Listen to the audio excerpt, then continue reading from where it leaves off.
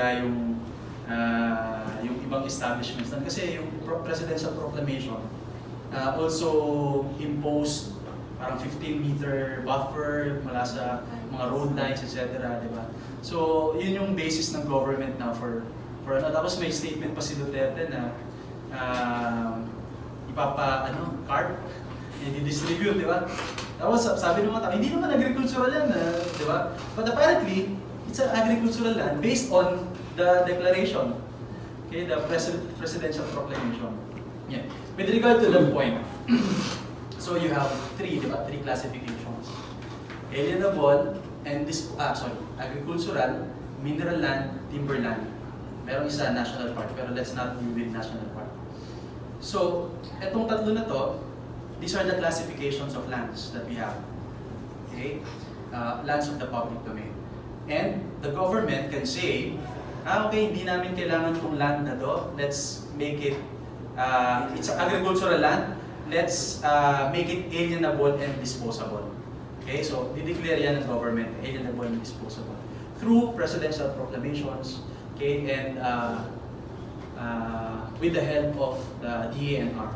Okay, so may yung Land Management Bureau siya in charge dyan. Okay. Tapos, yung agricultural land naman na yun, na alienable and disposable, can be further classified into its uses. Diba? So it can be commercial, it can be for educational and charitable use, educational use, etc. Okay? So that's how classification is done. Okay. Kung walang questions, may question na. sorry. Instead of waiting for the Q&A mamaya. If has item, so wala na ba yung issue na that could be a marine reserve or habitat for yung mga ano? Yeah, if it is titled and you can confirm that it has been titled, that should make you, Wala na yung that should because that's precisely the purpose of the titling, the warrant system. That should make you comfortable. So, you will see na kahit na may mga sorry, I have to go back. Yung point ko with regard to classification, it's not limited to the physical appearance of land. Okay? Classification is legal. So kahit na forest, kahit na wala nang bundok, wala nang puno, kasi kinalipo na natin, it doesn't change its character as forest land. Get me? So, swampy yan, swampy. Pero it doesn't mean na hindi na siya agricultural. Because the classification depends on the declaration by the government. Okay? So, ang agricultural land can in fact, a land can in fact be agricultural even if maraming mga puno. Diba? Because of the declaration. Actual use.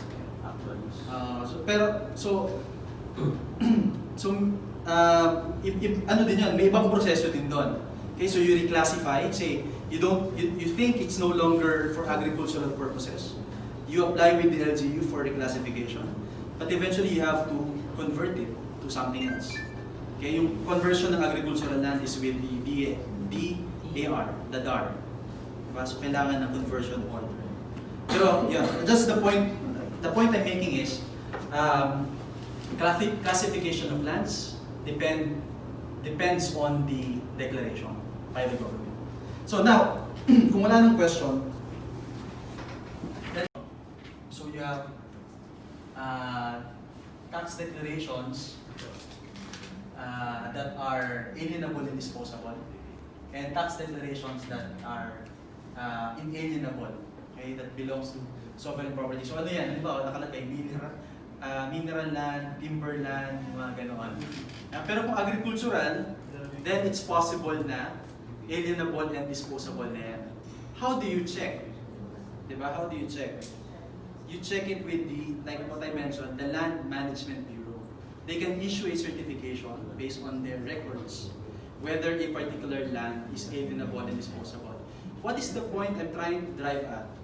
Point is, if you're going to deal with lands covered by tax declarations, then one of the first things that you need to do is to make sure that it covers alienable and disposable land. Okay? I'll repeat that. If you're going to deal with properties covered only by mere tax declarations, one of the first things that you need to do is to make sure that it's covered, that it covers properties that are alienable and disposable. And you can check it with the Land Management Bureau. Okay? Otherwise, then don't deal with that property anymore. Yun yung first natin. Ay, hindi pala alienable and disposable yan. That's why, if you go to the provinces, like in my experience sa Palawan, ang term nila dyan, released.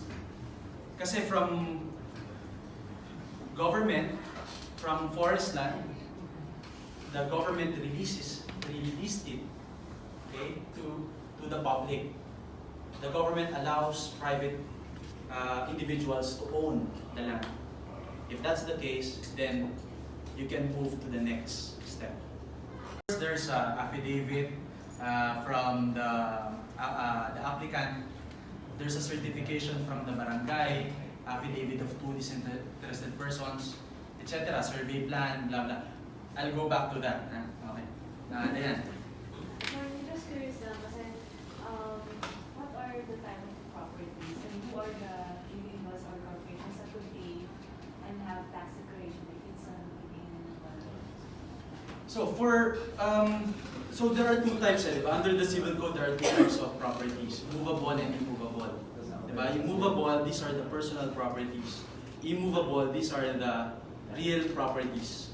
Okay? So it's a long list. Hindi ko kabisado. pero definitely land, machineries attached to the land, trees, diba? Yung mga halaman, mga ganon, dinideclare yun. And sige, so I'll give you some things I picked up when I was in Palawan. Usually what they do to eventually own a property that is still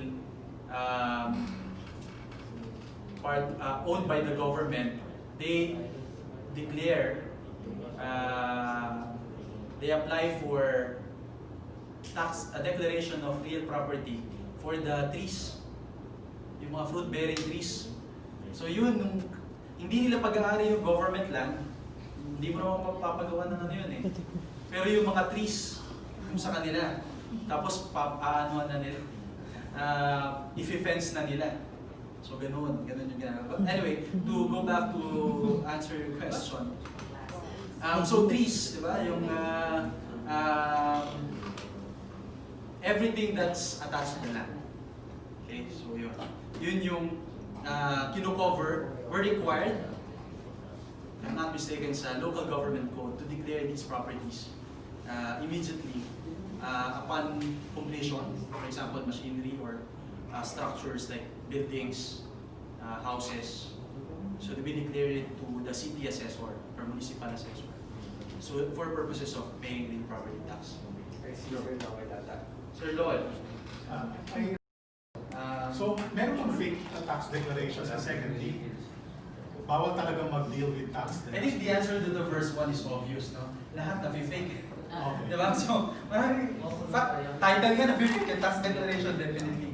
So, it would be prudent if you're dealing with properties covered by tax declaration to get certified true copies from the city or municipal assessor's office and to make sure that it is authentic. The second question, sir. As brokers. Can you be liable? Kasi agent lang. Possible yan, sir, no? Possible. Because you offer it, right? You offer it, and there may be some basis to say that you cooperated with. Kasi ano yan, staff pa yan eh. Panlulok ko. Diba that you own something but you don't. And just to give you an actual example, there is one of our members in PMRD actually consulted me, not with regard to that tax declaration, but with one relating to one of our agents, no?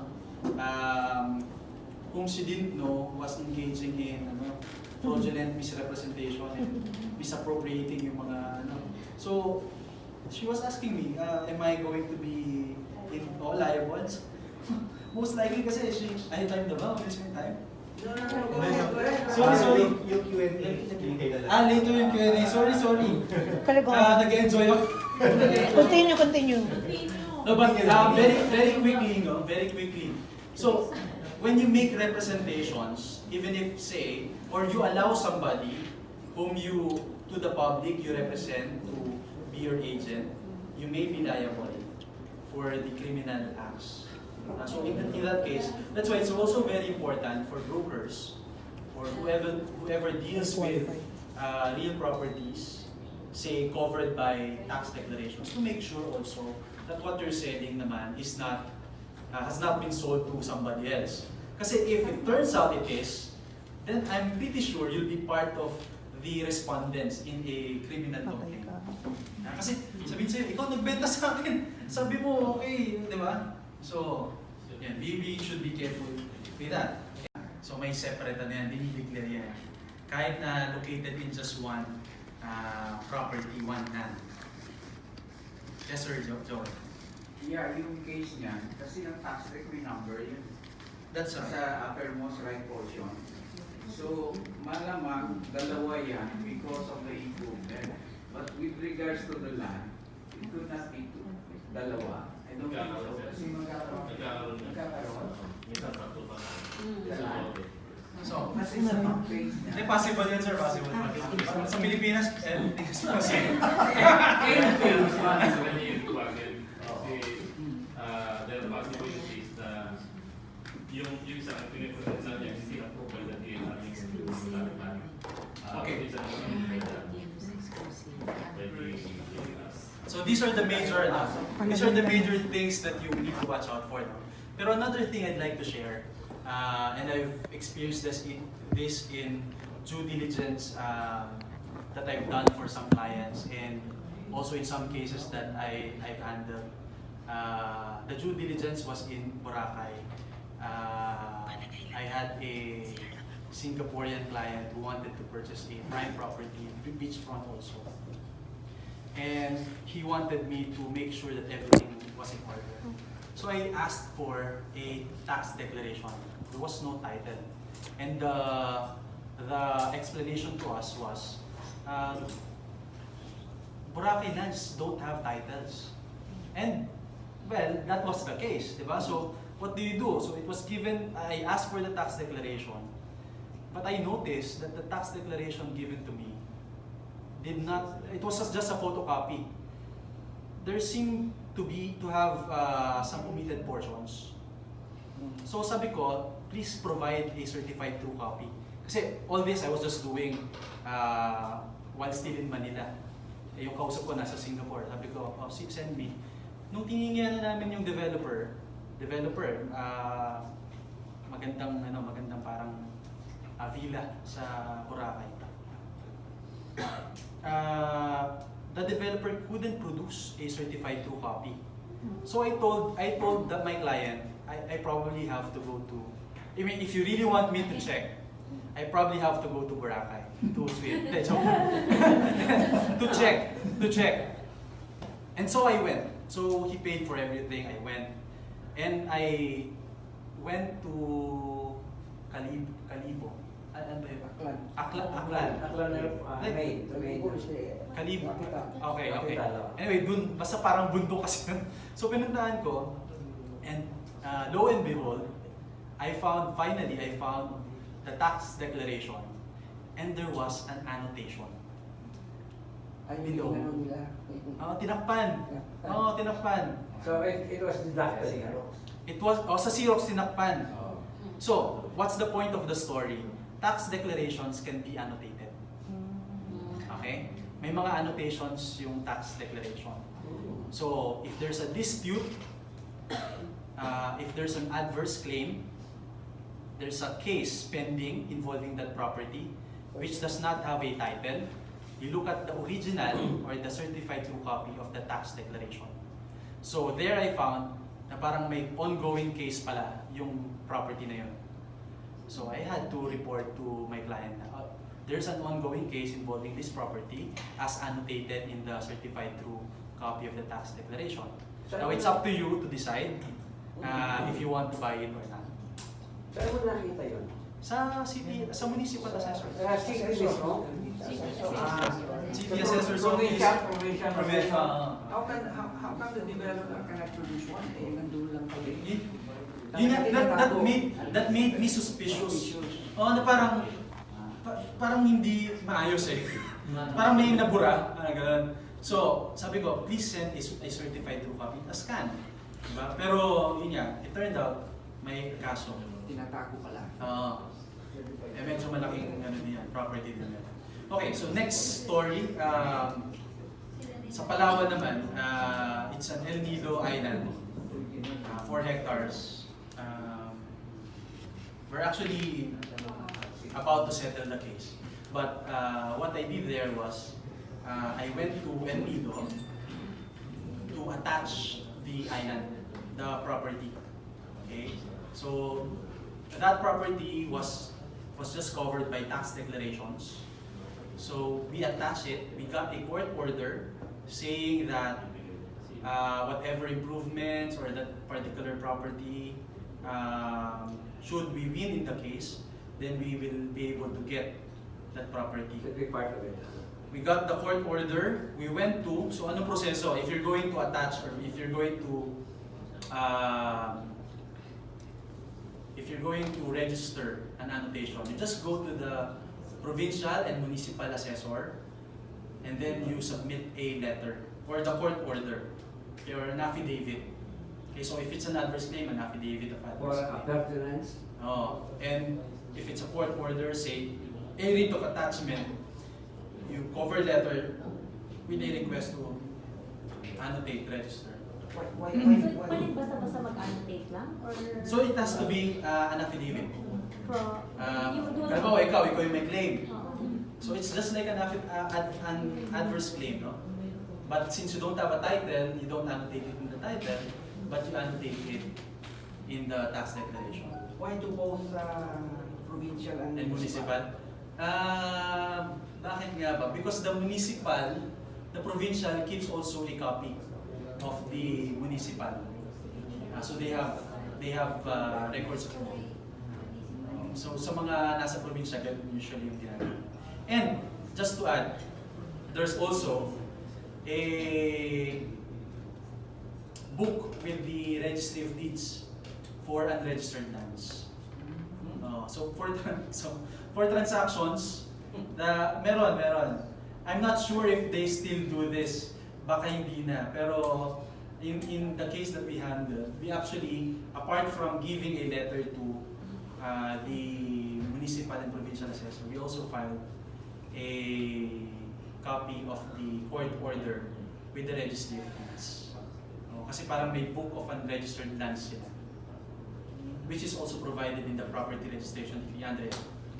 So, have we ever looked into yung basis noong assessor's office? Kasi apparently sila yung gumagawa ng annotations ng deeds. Yes. So, is this covered by some circular, memorandum, or No, whatever? I haven't checked any circular, but as a matter of practice, they do that. I would hazard that it's probably part of their obligation under the local government code. But there are probably other issuances that allows them to do that. Kasi nga, if they don't do that, how else can we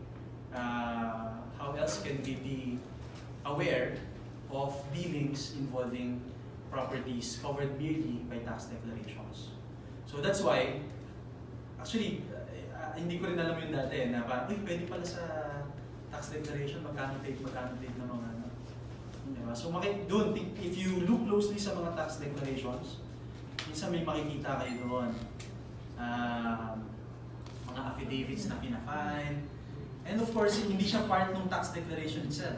So you have to go to the provincial or municipal assessor to get a copy. Is it also possible if you annotate something in the title, titled Title. you also annotate the same with tax debt niya? Sure, I guess pwede. Kung pwedeng walang title, tax declaration. Because I haven't seen any. Is it possible? I would hazard, sir, na pwede. Kasi nga, kahit walang title, pwede ako mag-annotate. You just request the assessor. Question lang, sabi mo you can just have an affidavit, even though without court order, you just have an affidavit. Yes. You make an affidavit, then you can annotate the tax debt. Eh kung may ganun-ganun tapos... That's the purpose of the affidavit, because if you're telling a lie, Oo. if your claim is false, Oh. then the person, the owner, can actually get back at you and sue you for perjury or falsification.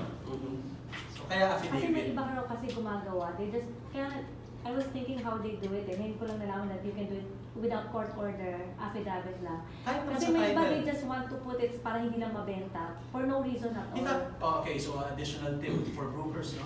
So dun sa may mga problems sa mga commission, you can do that. Yes. Yeah? So, Annotate the title. I'll annotate that. Pag hindi ka binayaran ng commission, Ha? pa-annotate Hinahabol. mo.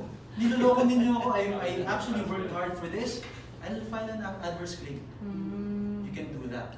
Si And Glory that Bay. will... It's a problem of Glory Bay. Ha? Si Glory Bay. That's a her So, problem. and you know, The that seller will flew to discourage... another country. That will discourage the buyers, the Oh. buyer, di ba? Adverse claim pala ito ng broker. Nandun yun di ba? Mahirap ibenta. Di ba? Kaso pag hindi ka binayaran Close na yung deal nila eh. Pag hindi ka binayaran Glory ng Bay. commission, Halo-halo tapos na na yung yun. deal, nasa buyer na eh. So Halo-halo. magagalit yung buyer. Halo-halo na to. Pero Mag-connive yung seller at yung buyer in the case of Glory Bay.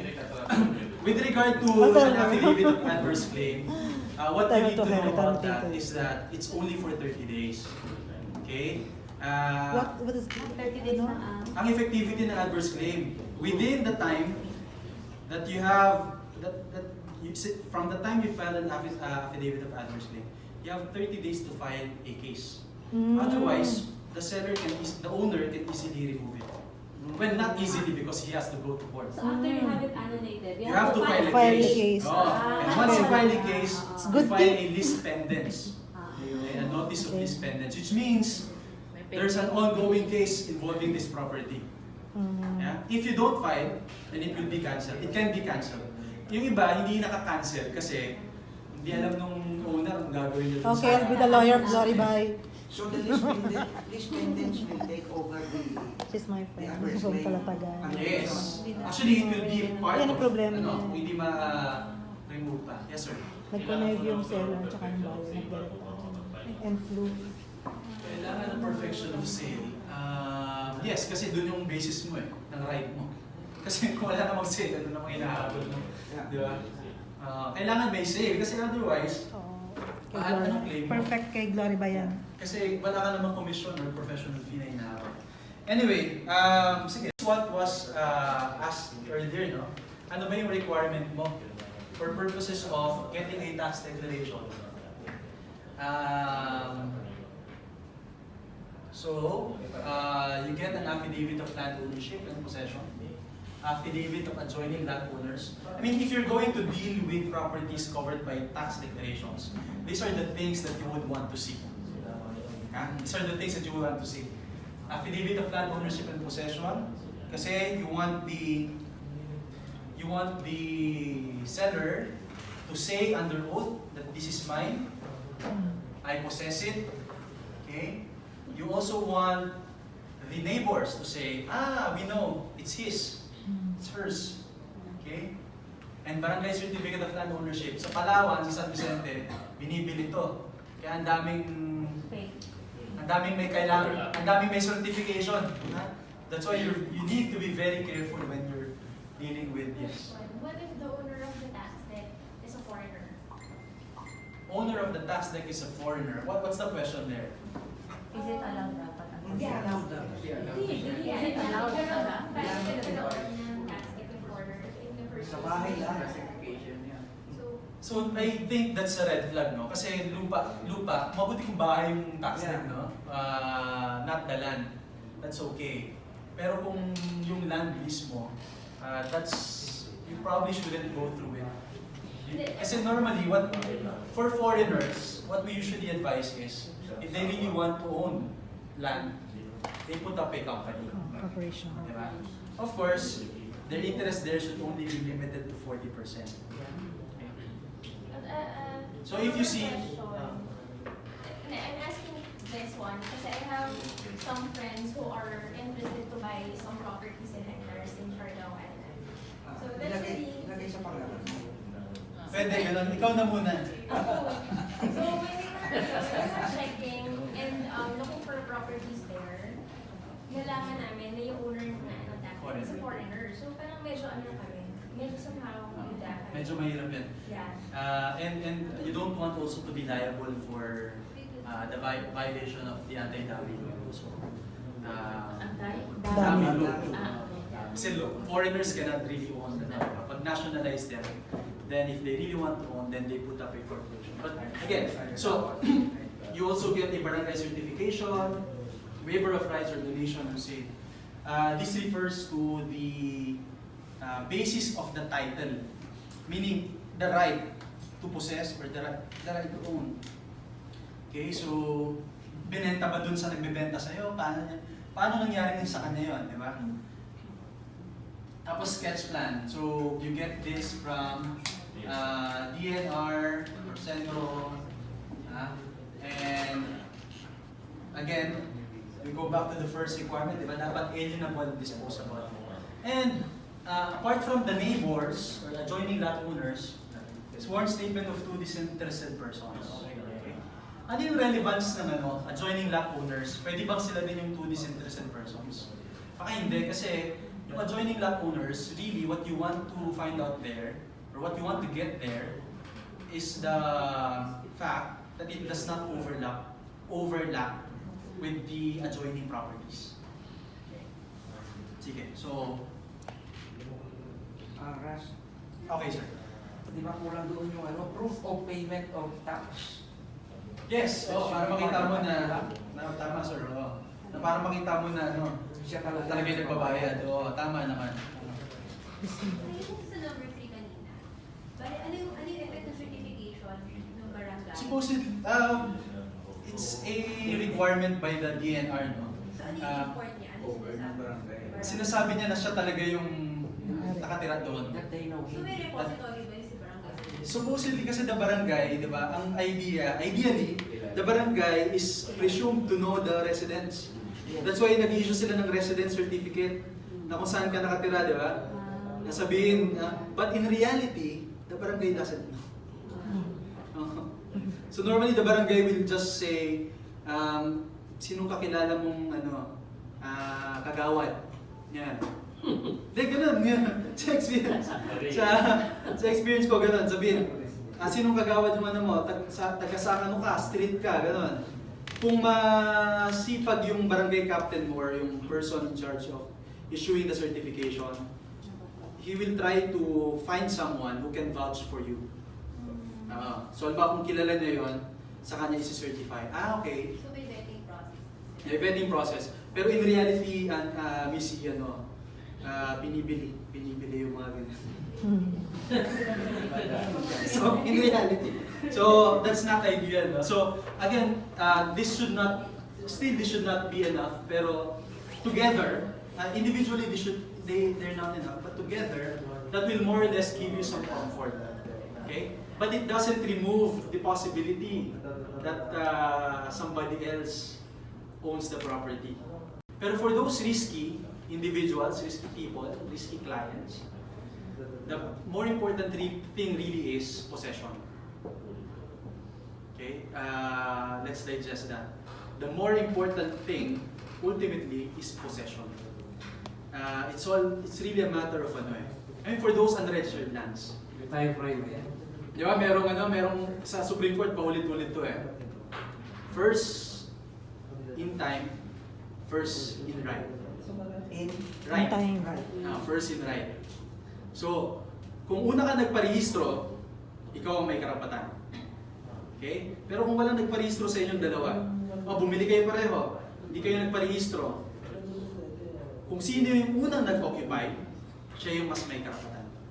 Diba? Alam mo, may una kang nag-occupy, pero may unang nagparehistro. Yung unang nagparehistro. Okay?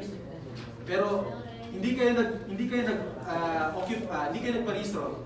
Yung una nag-occupy, Okay. So, kung risky ka, sige, bye. I'll just... So, may zonal. Meron din kahit tax rate lang. Zonal pa rin, pero sa market value, di ba? Yung zonal naman, you remember, yung zonal naman is prepared by the BIR, di ba? Based on location, the zones. Di ba, they divide the Philippines into different zones. So, whether it's titled or not, if it falls under that area, then that's going to be the zonal value. The BIR is telling us that will be the floor. That will be the floor as to how much you can sell the property. Kasi kung Roland yan, ibig sabihin hectares yan. So, Okay. ano yung basis ng zonal doon? Kasi yung zonal area, di ba? Paano ba? Hectares ang laki nun. It encompasses different barangays. Yes. Hindi ko alam kung paano pag... Bahala na si BIR. Paano yung desired? Baka depende sa ano, sa particular zone. A particular zone will be assessed this. Okay. So, hatiin siguro. Kasi magkaiba ng zone. Pero di ba nag-base sila based on document, di ba pag nag-a-assess? Whichever is higher. And normally, we tell our clients, zonal value, pwedeng lowest purchase price, contract price. Sir? Yes, perhaps I can be of help now to answer your question with regards to the pricing. Ayan, pricing. Regarding sa tax rate. Di ba sa tax rate when you get the real loan market value? Oh, that's one thing. And then go to the BIR zonal value, two things. And then go to the computer and like Lamudi, check the market. And then you make comparison. 40% lang sa inyo nakalagay sa tax day. That's for Hindi lang Precisely. But the zonal value nowadays, computed na, so higher. So, in terms of contract price, you cannot go lower than the zonal value. Yes. Kasi yung market value, fair market value in the tax declaration, sobrang baba. Why is it so low? Kasi yung nagde-declare, yung nagpresyo nun, para hindi ako ma-assess ng malaking tax, binababaan. So it's not a good indicator of the price. Once you get the new title, you're expected to process the new tax declaration within 60 days. 60 calendar days from the time it is released. Okay, yun yung sinasabi ng assessor. If you don't, you get a penalty. Pero maliit lang naman yung penalty, parang 2.5 lang ata mga ganun. Or Pero I don't know hindi siya if it yearly na increases. escalation. Hindi. Like for example, 2.5 May, lang li- flat. may limit yan. I haven't encountered the maximum. No? Pero what do you do? Ang rule kasi nila is upon release. So sometimes it's already issued but has not been released. So you get a certification from the registry of deeds that it was released within the 60 days. Para you meet the 60-day requirement. Just to avoid the penalty.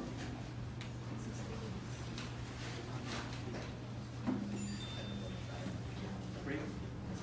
Sige, so breakdown muna tayo.